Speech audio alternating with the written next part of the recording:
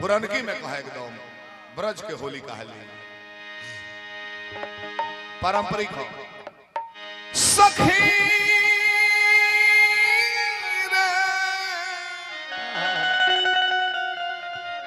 रे रंगा गुलाला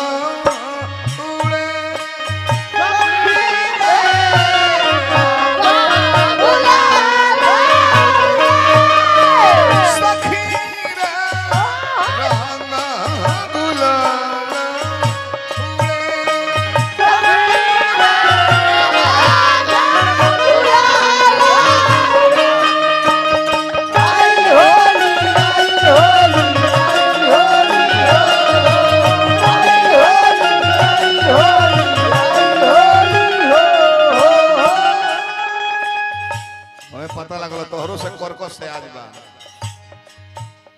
कुछ मड़वा बसनिया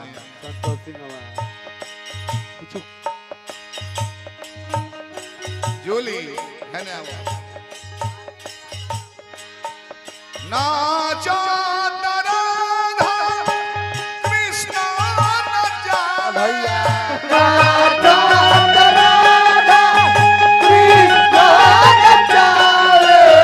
नाचा राधा कृष्ण नाचा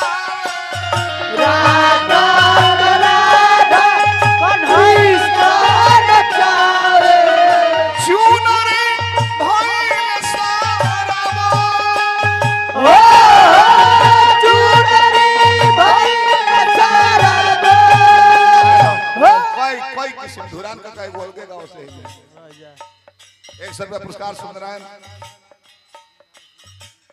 पूर्व प्रधान जी सुंदरायन सिंह हार्दिक प्रणाम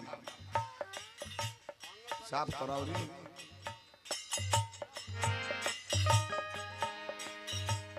50 लौटाओ